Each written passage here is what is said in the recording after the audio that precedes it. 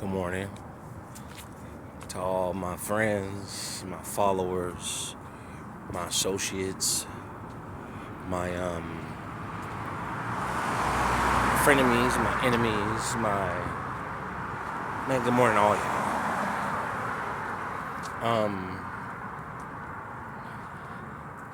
I just want to first and foremost thank God for allowing me to even be here right now through all the stuff that I've been through, all the stuff I put myself through, all the self-sabotaging ways. It's truly a blessing to look back and say I learned my lesson. You know what I mean? I believe a lot of excuse me if the sun is in and out. It's just because I'm getting my morning walk on. Feels good out here, by the way.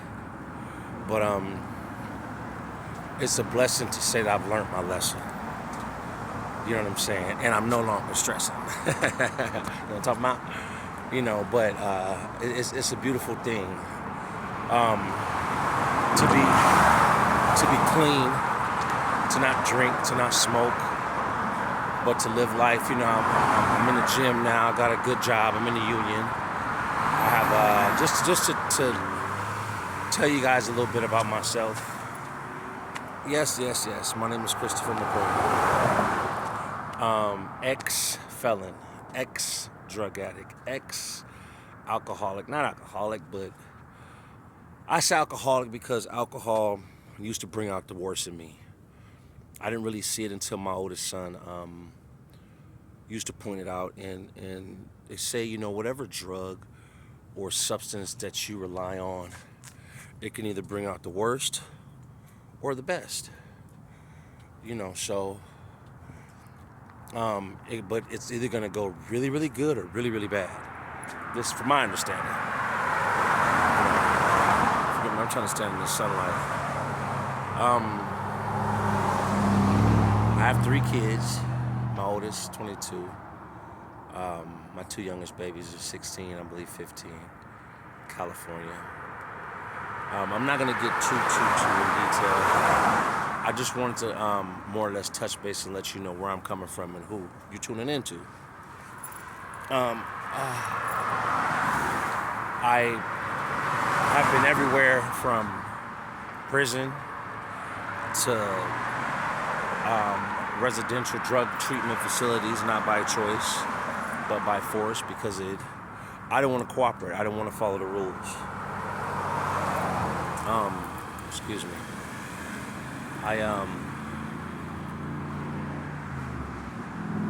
I reside in Vegas right now. I'm from Pomona, California. You know what I'm saying? And I came up here for change. When I got up here, I didn't take heed. I thought I left it all behind me, but I wasn't searching within. I was more or less trying to change. Excuse me. I was more or less trying to change my surroundings instead of change my interior, what's inside of me. I've been financially right. I've been broke. I've had nice homes and houses with my wife, my son's mother, and then I've been homeless. Through it all, I never really dug deep down in and realized what the problem was until recently.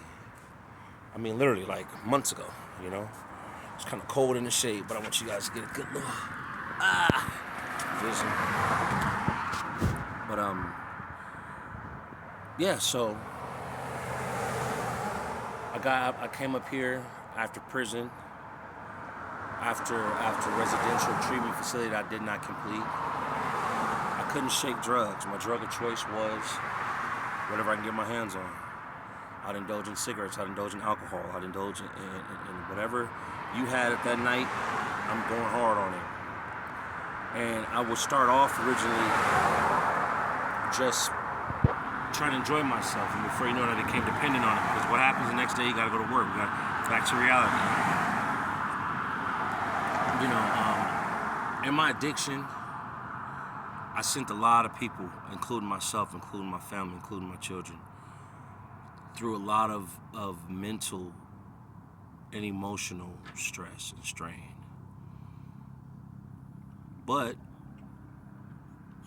I don't have to live like that no more. In this walk, and I don't say, a lot of people are like, oh, when I found Jesus, when I found God, Jesus wasn't hiding. I found myself. I was really able to, and it took for me to go through a most dangerous, psychological, spiritual, lonely, depression. Just fear at its full capability to surrender to God. Losing everybody, where everyone turned their backs. And I see now that it wasn't everyone turning their backs, it was God shunning me, allowing me not to be able to depend on anybody but Him. It put me in a position to where I'd cry, I'd keep using drugs, I'd look at everybody around me, I didn't trust anybody, I didn't know anybody around me. I went to one of the most darkest places I've ever been to in my existence. And I didn't have any of my loved ones that cared enough about me to get me out of it, to help me, to extend their hand, to provide the love, the blanket of care. Excuse me, I was like really, really walking in. But in that time of darkness, in that place that I was at, and I'll get to it another time. I just want to give you an intro, a little bit about me. In this time, I really, really cried out to God. I really, really, I believe, surrendered to whatever it was that He wanted me to do. And told Him, look, I know it's progress, not perfection, so begin your work in me, and let's do it. Just please protect me, please help me, please save me, please better me, please trust me, please forgive me, please love me, God, because I can't love myself. And in doing so, I begin to slowly pray regularly. I started to break away from cigarettes. I felt guilty when I was drinking. I used to, I didn't get into the worst part of the drugs, which was lust. I've been through porn. I've been through not been through every female. That sounds terrible. No, but I can silly say that it was just it was a dark time in my life, and I went to sleep not knowing if I was going to wake up sometimes because I didn't trust the people around me. But God is good because He heard my cry. He heard my cry. He heard my prayer. He heard me, and He saved me. It wasn't right out the gate that I just did a complete 180. I did a couple 360s where I turned all the way around and I'm right in the same position. But I started to pull away from those people, pull away from those places, pull away from those drugs, pull away. I was homeless, to where I was sleeping in my truck, down the street from people who said they loved me, down around the corner where everybody is sleeping comfortable in their beds. I was starving. I didn't have enough food. I didn't have enough money. My EBT ran out. I didn't have ID. I was too sprung out, too high to show my face around people who really love me and who care for me, because that's what drugs do. They cloud your judgment. So, moving on, I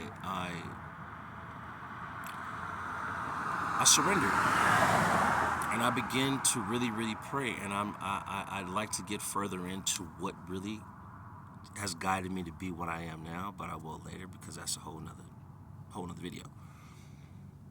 But I can say it truly saved me. It started to shape me. It started to crush those rough edges and smooth them out, sand them down. And first off, it busted me open. What I mean, I think I did a message on Facebook yesterday regarding being opened up. make something is to break it first. God will break it completely down and rebuild you indestructible. And I believe this is where I'm at now. I know this is where I'm at now. I will never go back to drugs. I will never, ever, ever go back to darkness. I will stand in the light, and I will try to shine my light wherever it needs to be shined to help the next person. This is my goal out of my page, out of my channel, is to just give a message. I don't care if it's just one person out there.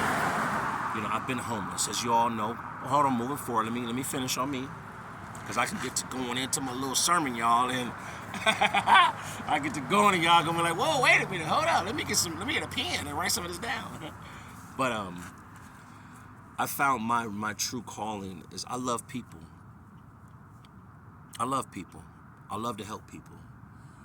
I've been feeding the homeless for about 6 years. I got up here in Vegas, been about 6 years. And there was a few times I was homeless. One, when I went through a separation with my ex-girlfriend. I'm not gonna say her name, but damaged woman, good heart, just has a way about herself that I didn't know until it was too late. Like I had a way about myself, or I didn't know that the people who did care about me, I kind of pushed them away. But I in the times that I was homeless, it's been a few times, I made homeless friends. I made friends with some of the homeless people. I fed them, I took them on jobs. I started utilizing my resources, and I would always look out for them. Because why? They would always look out for me. They love me. So people ask me why I have such a passion for homeless people, because we all can fall in a state of mind to where we can't do for ourselves or our children. We can all lose everything we have and not know what to do until all we have to do is look up. So I feed the homeless on my own time, out of my own pocket. But I've recently began to volunteer. I've been doing it, but I volunteer for a group called Black Book Media Cares. I also volunteer and pass out food. It used to be Veterans Village, now it's called Share Village, which it's a blessing. If you guys go on my Facebook, Christopher McQueen Sr., you guys can see some of it. I've had to pull away a little now because I have to focus on my career, on getting me financially free so that I can do something big compared to just do it when I can. But you'll learn more about me as time goes on. And if there be any questions, any topics that you want to discuss, anything anyone would like to ask, please feel free. I'm new at this, so anyone has any advice, anything has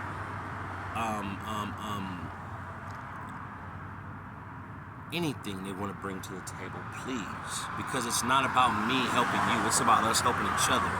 Us dig down deep into ourselves and bringing an energy that we didn't know we had to the world and try to spread it like a plague, or spread it like COVID, or spread it like what it is. Love, spread the love, Name my page is Bubba Talk. Why? Because we're going to talk to each other. We're going to learn from each other. We're going to help each other. We're going to guide each other. We're going to love each other. And in doing that, I hope that